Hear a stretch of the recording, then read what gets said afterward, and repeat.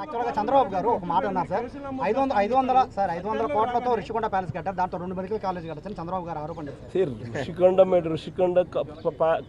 రిషికొండలో నువ్వు చెప్పి hotel resort కార్యక్రమం ఏదైతే ఉందో 230 కోట్లు 240 కోట్లు అది ఈ పొద్దు విశాఖపట్నానికి నిజంగా ఆనిముత్యంగా ఉంది. అదే చంద్రబాబు నాయుడు యోగా కోసం, యోగా గుర్తుందా, యోగా అనేది గుర్తుందా, ఒక్కరోజు ప్రోగ్రాం యోగాకు ఖర్చు పెట్టింది 330 కోట్లు. 330 కోట్లు కనీసం నేనన్నా 240 కోట్లు పెట్టి బ్రహ్మాండమైన బిల్డింగ్ కట్టి విశాఖపట్నానికి తలమానికంగా ఉంది ఆ బిల్డింగ్. ఈ పొద్దు కూడా పోయినాను అనుకో, ఆ బిల్డింగ్లోకి ఎవరైనా పోయి చూస్తే విశాఖపట్నం అంతా పోయిన టూరిస్ట్ ప్లేస్ కింద అది కనపడుతుంది. పెద్ద పెద్ద వాళ్ళందరూ దాంట్లో వచ్చి నేను గవర్నర్ గారు పోయినారు అనుకో, లేదా మోడీ గారు వచ్చినారు అనుకో, లేకపోతే పుతిన్ వచ్చినాడు అనుకో, లేదా రష్యన్ ప్రెసిడెంట్ పుతిన్ వచ్చినాడు అనుకో, ఎక్కడ పెడతారు?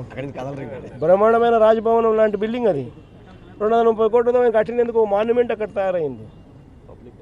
వేరే ఇక్కడ ఒకరోజు యోగా, ఒకరోజు 330 కోట్లు, 330 కోట్లు ఆవిరి. దాన్ని ఏమంటారు? స్కామ్ కాకపోతే ఇది నా మాటలకే ఖర్చు. పోయి ఆ మాటలకి ఎంత ఖర్చు పెట్టాను ఒకసారి మీకు అందరు కూడా ఏఐ ఉంది కదా, ఒకసారి అమెజాన్లో పోయి కొట్టండి, ఒకసారి మ్యాట్ ఖర్చు ఎంత అవుతుంది, వీళ్ళు ఎంత ప్రొక్యూర్ చేసినారని చెప్పి చూస్తే 50% తక్కువ ఉంటే నన్ను అడగండి.